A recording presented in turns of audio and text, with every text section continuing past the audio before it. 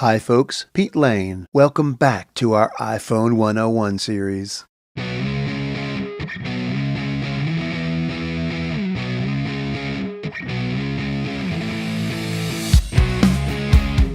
You may have noticed that we took a few months off for a variety of reasons, but we're back and I think we'll finish up our gestures. For those of you who have progressed past the gestures stage, that's great. We'll be moving on to more general iOS features shortly. We'll also get into some advanced features for those of you who are at that stage. But for those of you who are just starting with your first iDevice, we hope that this series and this episode help.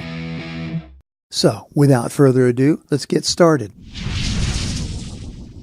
The first gesture I want to cover is the four-finger double tap. This gesture opens up your VoiceOver practice area. You can get to this area by tapping on your Settings app, then General, then Accessibility, and into your VoiceOver settings. But you can also open up the VoiceOver Help area with a four-finger double tap. Just hold your four fingers relatively close together and lightly tap on the screen twice. You may have heard me mention in a previous episode that I turned my phone sideways to give me more screen space. Depending on the size of your phone and the size of your hand, it may be tight to fit all four fingers side by side with your phone in portrait mode. So I just shift it 90 degrees so I have the full length of the screen to work with. It's worked well with both my iPhone 6 and now with my new iPhone 8. Give it a try, experiment.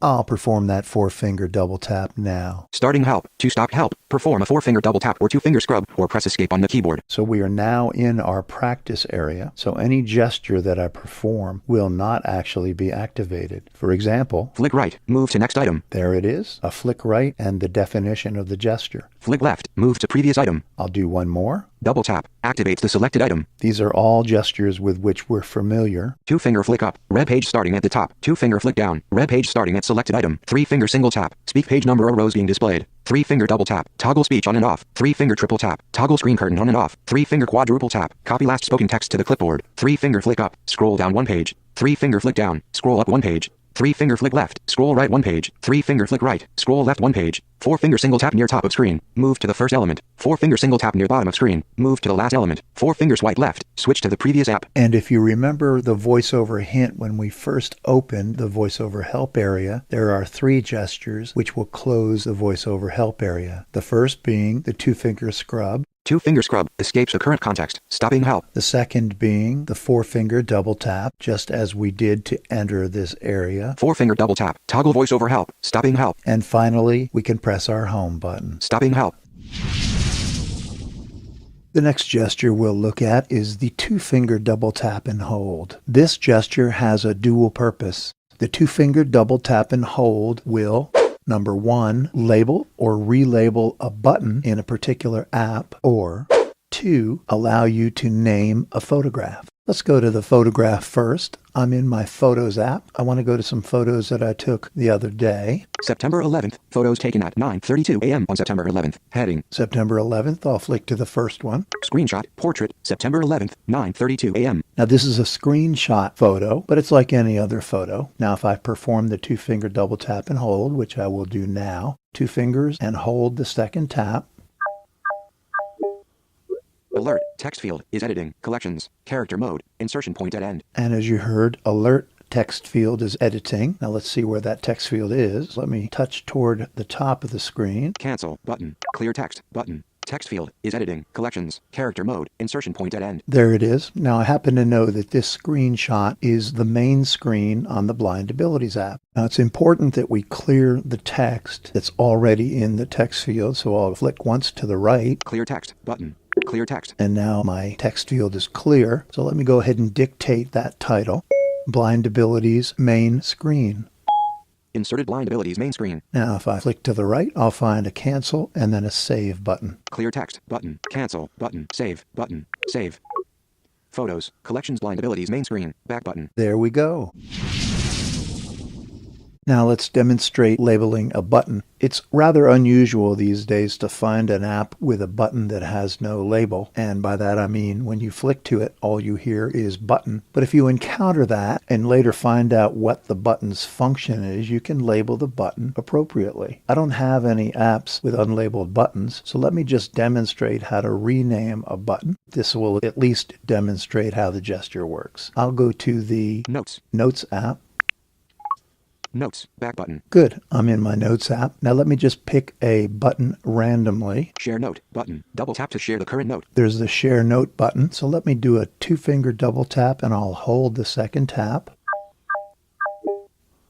Alert, text field, is editing, share note, character mode, insertion point at end. Now I'll need to touch toward the top to find the text field. Clear text, button, text field, is editing, share note, character mode, insertion point at end. There we go. Clear text, button. And let me dictate a new title for this. Banana. Inserted banana, cancel, button, save, button. Notes, banana, button. Double tap to share the current note. And there we have it, my new banana button. I'm not quite sure I want to keep that, so I'll go back to my Share Note with a 2-finger double tap and hold. Alert, text field, is editing, banana, character mode, insertion point at start. Flick once to the right. Clear text, button, clear text. And now my text field is clear. I'll dictate again. Share Note. Inserted share note, clear text, cancel, save, button, save. Notes. Let's flick once and see what our new title is. Share note, button. There we go. The next gesture I'll cover is a variation on one of the basic gestures we learned long ago in this series, that gesture being the single finger double tap. As you recall, that gesture is used often to open apps or activate buttons. But there's a different way to accomplish that same action. It's called the split tap. Let me demonstrate. I'm on my home screen and I will select a particular app. Facebook. And I've selected the Facebook app. Now instead of doing a single finger double tap to activate it or open it, I'll just hold my finger on the screen, right on the Facebook button, and I'll just tap once with another finger. Live, button. Notifications, for new. And I'm in my Facebook app. Profile picture, button. What's on your mind, button. This action is a little bit different, and I'm not sure it's any easier to perform. Just be aware that it's there, and you may find some uses for it as you progress with your iPhone. The next gesture we'll be talking about is the single finger flick up or down. This is used in a picker item, which is an item that allows you to set the particular value. An example of this would be in our settings and do not disturb area. I'll go there now. I'm on the main screen of my settings. I'll flick to my do not disturb button. Do not disturb, button. Double tap. Selected, settings, back button. Now in the do not disturb settings, there's a feature where you can set the hours when do not disturb would be active.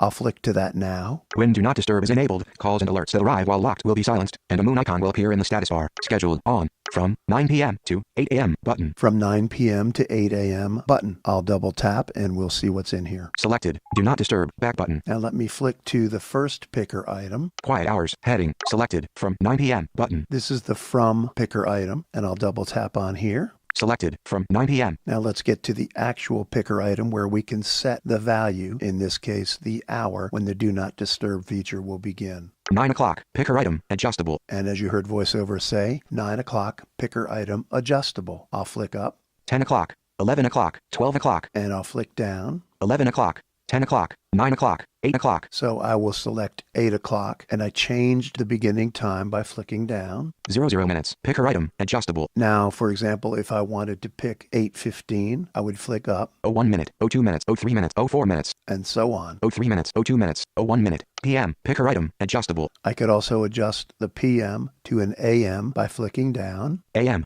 And if I wanted to change the ending hour of the Do Not Disturb feature, I'll go back to the previous screen and adjust it there, just as I did here. Another fairly common area where the picker item comes into play would be in setting an alarm time in the clock. Let's take a look. Clock, 12:09 p.m. Clock, edit, button. And we'll select the alarm tab at the bottom of this screen. World clock, tab, 1:05, selected, alarm, tab, 2:05. Double tap. Selected, alarm, tab, 2:05. And we'll go and add a new alarm. Add, button.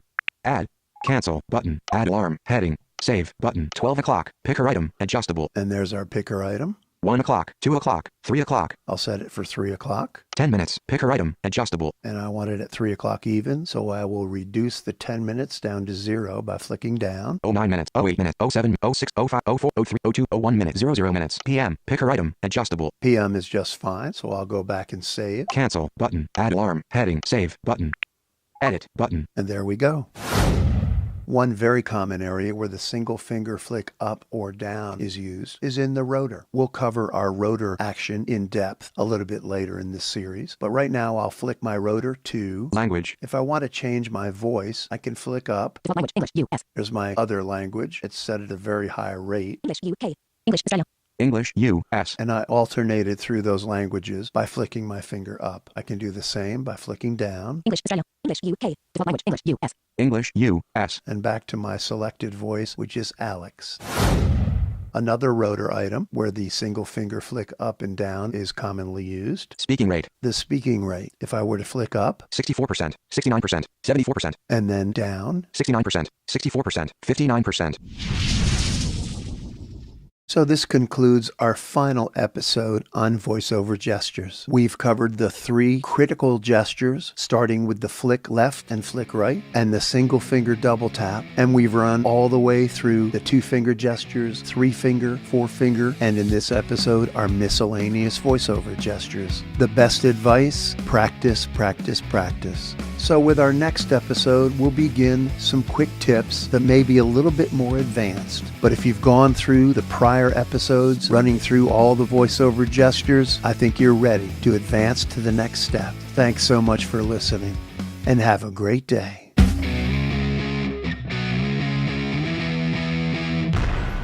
When we share what we see through each other's eyes, we can then begin to bridge the gap between the limited expectations and the realities of blind abilities. The realities of blind abilities. For more podcasts with a blindness perspective, check us out on the web at www.blindabilities.com, on Twitter at blindabilities. Download our app from the App Store, blindabilities, that's 2 words, or send us an email at info@blindabilities.com. Thanks for listening.